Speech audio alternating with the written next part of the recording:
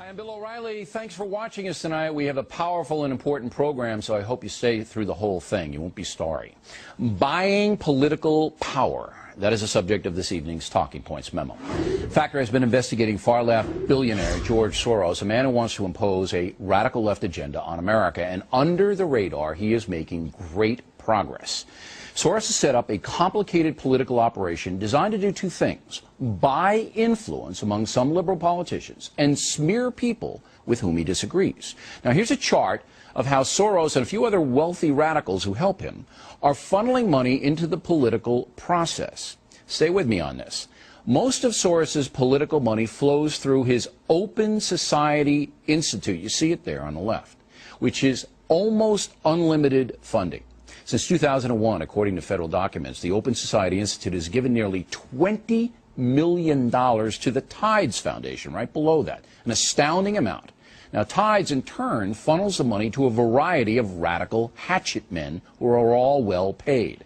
For example, Tides has donated millions to the vile propaganda outfit Media Matters, which specializes in distorting comments made by politicians, pundits, and media people. Media Matters is an internet site, but directly feeds its propaganda to some mainstream media people, including elements at NBC News, columnists Frank Rich and Paul Krugman at the New York Times, columnist Jonathan Alter at Newsweek, and Bill Moyers at PBS. In fact, as president of the Schumann Center Foundation, Moyers oversaw at least a $500,000 transfer of money to Media Matters. We'll have more on that tomorrow. Now, George Soros is also pouring money into the Center for American Progress, run by former Clinton aide John Podesta, and the Democracy Alliance Group, both of which fund Media Matters as well. So you can see an enormous amount of money this Media Matters has control of. Finally, George Soros has given the radical left organization Move On many millions of dollars. This group actively supports liberal politicians like Howard Dean and John Edwards. It also organizes demonstrations promoting left-wing causes. So you can see how powerful this guy Soros has become. He can smear anyone he wants in a variety of ways. His organizations can raise millions for politicians who will do his bidding. Thus, he can demand that politicians running for office do what he tells them to do. If a liberal politician doesn't toe the Soros line, he or she will be denied funding and brutally attacked. Just ask Senator Joseph Lieberman about what Move On and Media Matters did to him. Now, Talking Points has reason to believe John Edwards is taking orders from the Soros group right now, and other Democratic politicians may be as well. The goal of George Soros, Peter Lewis, Susie Tompkins Buell, and other radical financiers is to buy a presidential election. By that I mean find and fund a candidate who will tacitly do what he or she is told to do. In the past, big business has been accused of doing just that. Now it is the likes of George Soros, an extremist who wants open borders, a one-world foreign policy, legalized drugs, euthanasia, and on and on. My book, Culture Warrior, documents the Soros policy and his tax-evading businesses located in Curacao and Bermuda. The really frightening thing about all this is that most Americans have never even heard of George Soros. This is off-the-chart dangerous, but completely legal under the McCain-Feingold Act. In the weeks to come, we'll have more on Soros and his operations, including naming more of the mainstream media that is actively helping him, which includes Rosie O'Donnell. And that is the memo. Now for the top story tonight, reaction to our investigation. Joining us now from Atlanta, Phil Kent, author of the book Foundations of Betrayal, How the Liberal Super-Rich Undermine America. And here in the studio, conservative radio talk show host Monica Crowley. Monica, begin with you. Did I leave anything out? No, I think you were right on. And you know what? This is an incredibly well-oiled, brilliantly orchestrated machine. And as you pointed out, it's also a brilliant way to get around the campaign finance laws in this country. You have one guy in George Soros. You had mentioned big business had been criticized for this stuff before. Here you've got all of this power in the hands of one guy because he's got $1 billion fortune where he can put his money wherever he wants. The problem is twofold. Number one, transparency. This guy's been able to fly under the radar for a long time before you just exposed him because the mainstream media protects him because they're on the same ideological page. Okay, and also because it's a complicated, you see where the money flow goes. Can you put that chart up again?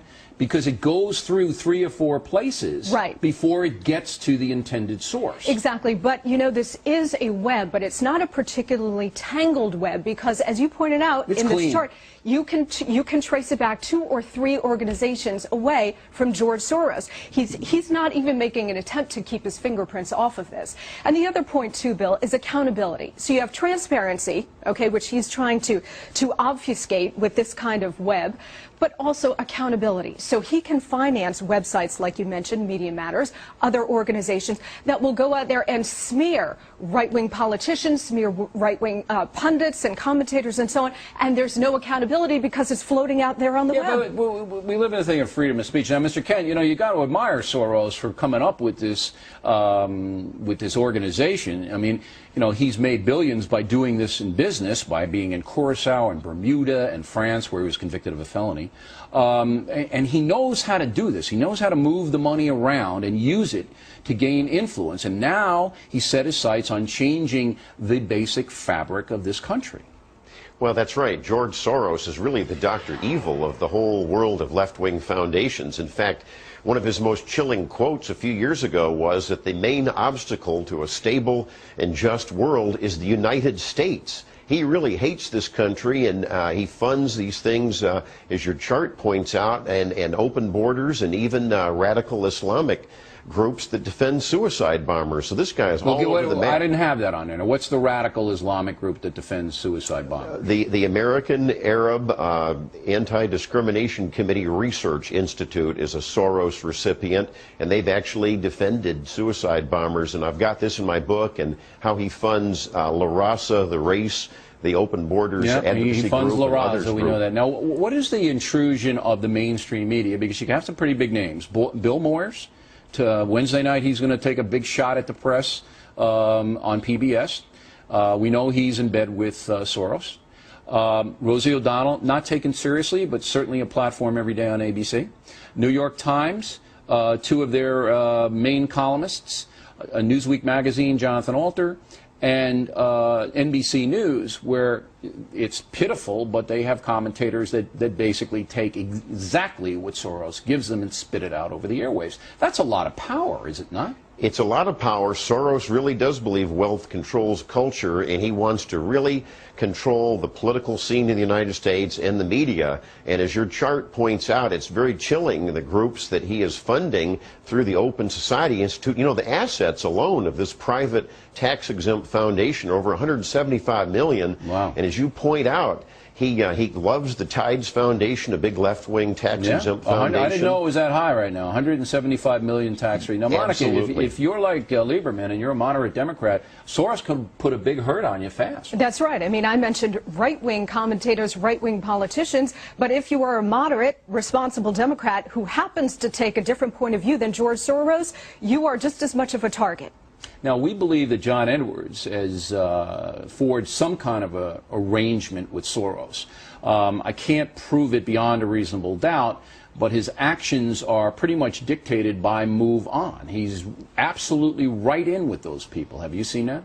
I have heard that reported, Bill, and that's the real danger here, is that there are campaign finance laws on the books to prevent exactly this, to prevent a politician from being held in the pocket by a fabulously rich guy like George Soros. Yeah, I mean, this but is then off if you the chart. don't, that's right, Really and then is. if you don't toe the line, you run the risk of being cut off by somebody like this. Well, And attacked, and you do not want to court that danger, not if you're running for president. And they don't stop at you. They'll go for your family. They'll go for anyone. Ms. Kent, I'm going to give you the last word, but are there any Republican or conservative groups that rival Soros?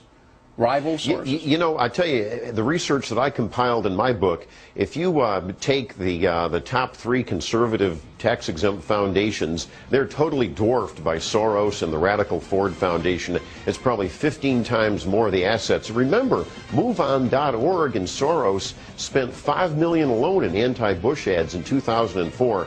They have got clout. Yeah, it'll be 4 times, 5 times that Absolutely. much in the 2008 election. Monica, Mr. Kent, thanks very much. We appreciate it. Next on the rundown, once again, the mayor of San Francisco says he will not obey the law. And later, the Factor did not use the Alec Baldwin tape. We will explain why we decided not to use it. Upcoming.